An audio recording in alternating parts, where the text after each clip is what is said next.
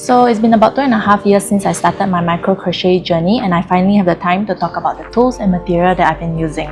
Okay, so to start off, when we crochet, we usually mainly need 2 items, which is your crochet hooks and also the yarn. Yeah, so I'll be going through 3 different hook types or sizes that I usually use. And the first one, which is the one that I use the most often, is this Tulip 0.4 mm crochet hook. Yeah, so also size 16. Yeah, so I will use this along with my sewing thread. So my sewing thread is by the brand Gutermann, and I'm using the cotton 30 thread. Yeah, so I use the cotton thread instead of the polyester thread because it has a bit more of a sheen. You can also consider using the silk thread by Gutermann because that gives you a much more polished and shinier finish, but of course the thread is more expensive. Yeah, so I find that the cotton thread is like a good in-between from the polyester and the silk thread. Another alternative that you may have lying around at home if you dabble in like arts and crafts is the DMC embroidery thread. Yeah, so if you used it before, you should know that one single strand can be divided into 6 strands. So what you can do is you can crochet the 0.4 mm hook and 1 single strand. Yeah, but I don't really like to use this because I find that the thread is like a bit looser. I don't know how to say, but it just gets caught in the hook a lot easier. So this is not really my go-to option. It's more of like my last resort, I guess. So if you're a beginner in micro crochet, you might not really want to spend that much on like the tools because it may not be something that you do long term. So you can actually find these kind of like thinner, just steel crochet hooks. Yeah, these are quite common, but of course they are not as comfortable, but I mean it's cheaper than the tulip or clover hooks. So I recommend trying to find this if you have it around in the stores nearby. Yeah, and then for sewing thread, I would really recommend you to get the Gutermann cotton thread at least to practice, because you might be tempted to use like whatever sewing thread you have lying around at home, but usually those might be a bit lower quality, and I find that it's fluffier and a bit looser. So what happens, like I mentioned just now, is the thread will keep getting caught in the hook, and then it makes it a lot harder to crochet with. And if you're a beginner, I think that will really deter you from like trying to learn how to micro crochet. Okay, so my second most used hook is this clover hook 0.6 mm size 12. Yeah, actually this is the first crochet hook that I ever purchased, and if you didn't know, I actually jumped straight into micro crochet. I didn't learn how to crochet with like the hook and normal yarn because I was like, I need to learn how to make cute tiny things right now. And also I thought that if I learn how to crochet using the normal yarn and all that, I would get used to those and I would find micro crocheting a lot harder. So it was definitely a very steep learning curve for me, but I'm glad I stuck through it, and now I really love micro crochet.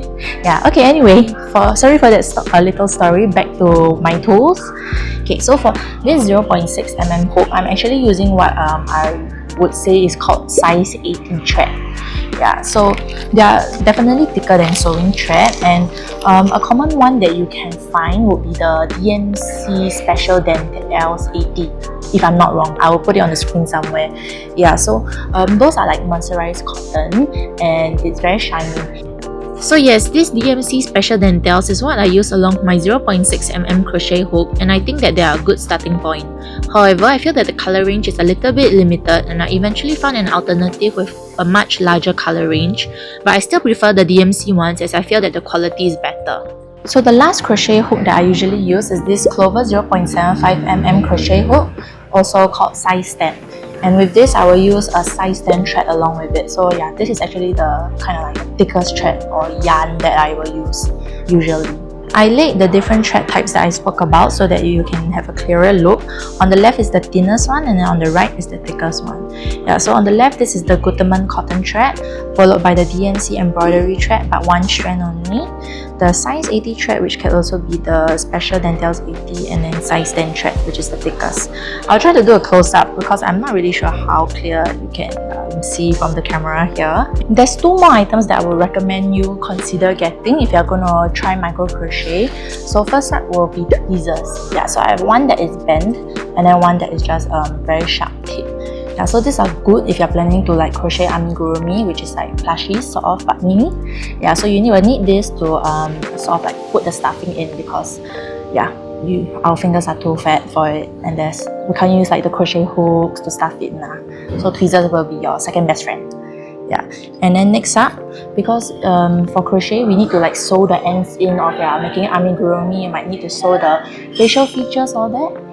Yeah, so I find that the normal sewing needles that you can find it in stores, usually those are still way too thick. So I found that the only needles that works are beading needles, because those are like the thinnest needles that I can find, and it just glides through the crochet piece very easily. I find that the beading needles work best for crochet pieces made from sewing thread.